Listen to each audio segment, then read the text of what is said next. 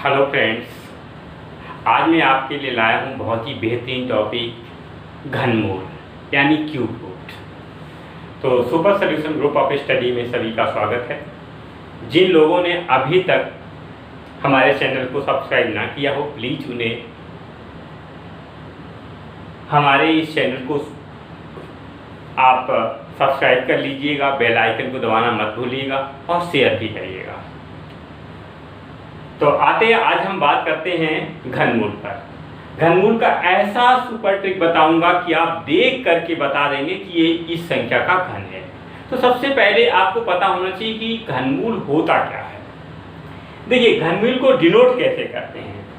कोई संख्या, अगर ये आपका सर्ड है करली, अगर यहाँ 2 लिखा जाता तो ये स्क्वायर रूट कहलाता है। अगर नहीं लिखते फिर भी इसे स्क्वायर रूट ही पढ़ेंगे। लेकिन अगर यहाँ आपने 3 लिख दिया, मान लीजिए कोई संख्या ए है, तो इसे हम ए का घनमूल बोलेंगे। जहां इसको हम रेडिकल बोलते हैं, रेडिकल, और ये होता है रेडियंट, रेडियंट। ठीक। अब घनमूल होता क्या है? किसी संख्या को उसके अभाज्य गुणनखंडों में विभक्त करके फिर उन्हें घातांक के रूप में लिखने पर, फिर उनकी घातांक को 1/3 से मल्टीप्लाई करने पर जो रिजल्ट प्राप्त होता है उसे घनमूल कहते हैं। जैसे मान लीजिए यहाँ पर है आपका 27, मैंने इसके अभाज्य गुणनखंड किए तो 3 × 3 × 3। अब इसको पावर के रूप में लिखा, घातांक के रूप में 3³ हो गया। अब इसकी पावर को 1/3 कर दिया तो बचा कितना, 3⁻1 यानी कि 3। तो 3 क्या हो गया, 27 का घनमूल 3 आ गया। तो मैंने क्या बताया, किसी संख्या को उसके अभाज्य गुणनखंडों में व्यक्त करके उसकी घातांक को 1/3 से मल्टीप्लाई करने पर जो रिजल्ट प्राप्त होता है उसे हम घनमूल कहते हैं। क्लियर? तो आते हैं, आगे चलते हैं। अब आपको पिछले वीडियो में बता चुका हूं कि 1 से 10 तक के या 11-12 तक के 10 तक के सबको घन पता होने चाहिए, या जिनको नहीं पता है वो हमारा पिछला वीडियो जा करके देख लें। मैं इस वीडियो के अंत में उसका लिंक दे दूंगा। ठीक है, जिन्होंने नहीं देखा है तो उसे देख लें। अब क्या है, आप यहाँ देखते हैं 1 का क्यूब करने पर इकाई अंक 1 आता है, 2 का क्यूब करने पर 8 आता है, 3 का इकाई अंक 7, 4 का 4, 5 का 5, 6 का 6, 7 का 3 और 8 का 2, 9 का 9 और 0 का 0। फिर देखिए 11 में 1 का 1 आया, फिर 12 में 2 का 8 आ गया। तो ये रिपीट होती रहती है, यानी 1 to 0, 9, 0 तक वही अंक आपके इकाई अंक में रिपीट होते रहते हैं। इधर ऐसी संख्या जिसका घन, उसका इकाई और घनमूल का इकाई अंक सेम आते हैं। यानी कि 1 के लिए 1 होता है, 2 के लिए 8 है, 3 के लिए 7 है, 4 के लिए 5 है और 5 के लिए 5 है, 6 के लिए 6 है और 7 के लिए 7 और 8 छोड़ देता हूँ भी, 9 के लिए 9 है, 0 के लिए 0 है। अभी मैंने आपसे कहा कि 7 और 9 छोड़ देते हैं। क्यों छोड़ दिया? क्योंकि 2 के लिए 8 है और यहाँ 8 के लिए 2 है। तो 2 के लिए तो 8 हो गया, 8 के लिए 2 हो गया, यानी कि 2 के लिए 8 और 3 के लिए 7, 3 के लिए 7। अब 8 के लिए 2 है, तो 8 के लिए 2 है, यानी कि 8 के लिए आपने ये 2 कर दिया और 7 के लिए 3 कर दिया। तो आपने देखा कि पूरे वीडियो में 1 का 1, 4 का 4, 5 का 5, 6 का 6, 9 का 9, 0 का 0 होता है। लेकिन 2 का 8 और 8 का 2, 3 का 7 और 7 का 3 होता है।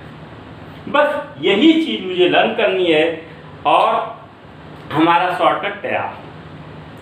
एक बात और यहाँ महत्वपूर्ण है कि जिन भी संख्याओं का क्यूब रूट में निकालेंगे वो परफेक्ट क्यूब होंगी। क्या होंगी? परफेक्ट क्यूब होंगी।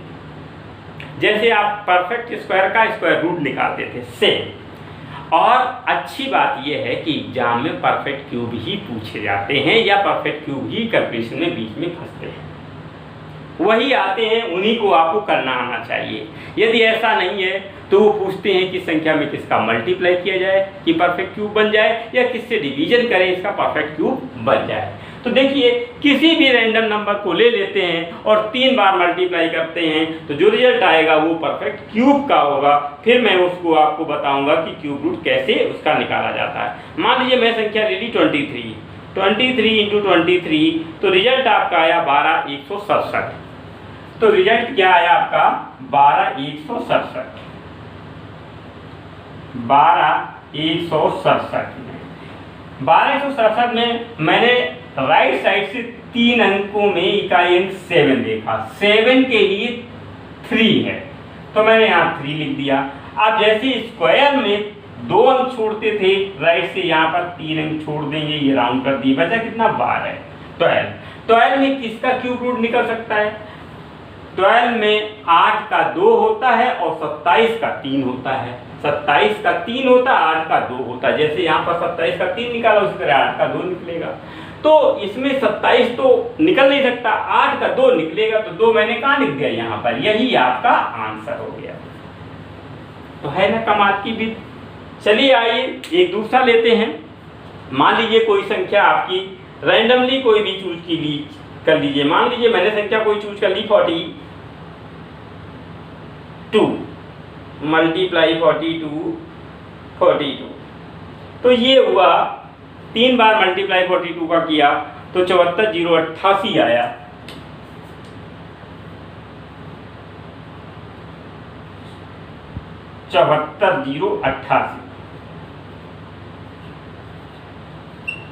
अब इस 74,088 में क्यूब रूट निकालना, तो 8 के लिए क्या है 2 है, तो 8 के लिए 2 मैंने यहां पर लिख दिया। अब 3 अंक छोड़ दिए मैंने, 74 में किसका क्यूब रूट निकलेगा? आपने देखा 64 4 का होता है, 125 5 का होता है, तो 125 से 74 कम है, 64 से ज्यादा, तो किसका निकलेगा 4 निकले, यानी कि 42 इसका आंसर फट से आ गया। सिमिलरली आप कोई दूसरा अंक ले लीजिए। मान लीजिए मैंने रैंडमली चूज किया 96 इंटू 96, तो ये आया 88, 47, 36। 88, 47, 36। अब 6 के लिए 6 होता है तो क्या हुआ 6 लिख दिया, 3 अंक आपने छोड़ दिए, 884। 884 729 से ज्यादा है और 1000 से कम है, यानी कि 1000 में 10 का निकलता, 729 में 9 का निकलता, तो 884 में 729 आ जाएगा, यानी कि 9 हो गया आपका, 96 आपका आंसर हो गया। आते ऐसे रेंडमली कोई और अंक लेते हैं जो 3 डिजिट का हो। मान लीजिए आपने लिया 101। 101 का 3 टाइम मल्टीप्लाई करते हैं तो आपका रिजल्ट आता है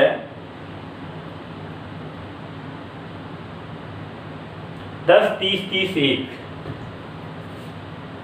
10, 30, 30, 1। इसका क्यूब रूट निकालना आपको, तो 1 के लिए क्या आएगा 1 आएगा। अब आपने 3 डिजिट यहाँ से छोड़ दिए। अब आपका 1030 बचा है। ये 1030 में 1000 का 10 होता है और 13 31 को होता है। 13 31 से ये कम है, 1000 से ज्यादा, तो किसका निकलेगा 10 का। 101 आपका आंसर आ गया। मान लीजिए इसी तरह से मैंने रैंडमली चूज किया है 114 114 इंटू 114 तो ये आया 1481,544।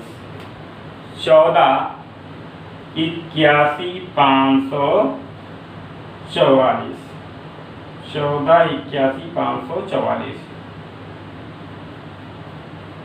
अब इसका क्यूब रूट आपको निकालना है, तो आपको पता है 4 के लिए क्या होता है, 4 होता है, 3 अंक आपने छोड़ दिए, अब आपकी बची 1481। 1481 में 12 का 17 28 होता है और 11 का 13 31 होता है। तो 17 28 12 का इसमें हो नहीं सकता 14 28 में, किसका 13 31 का होगा, यानी 11 114 आपका आंसर हो गया।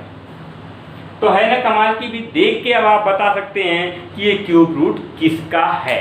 तो आप इस आधार पर आप किसी भी इन संख्याओं का क्यूब रूट कर सकते हो। इन सभी संख्याओं का क्यूब रूट करके आप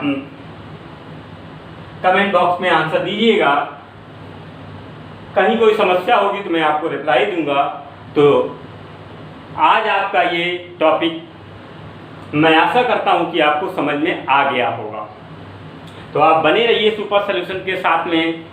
अगला टॉपिक जो होगा वो हमारा अर्थमेटिकल साइन को लेकर होगा, जिसमें आपका होता है प्लस प्लस क्या होता है, प्लस माइनस का मल्टीप्लाई क्या होता है, डिवीजन का पक्षांतर क्या होता है, या मल्टीप्लाई का पक्षांतर क्या होता है, डेसिमल कब राइट जाता है कब लेफ्ट जाता है, उसे कैसे एडजस्ट करते हैं। कई लोगों की रिक्वायरमेंट आई है, तो अगला टॉपिक यही होगा मेरा।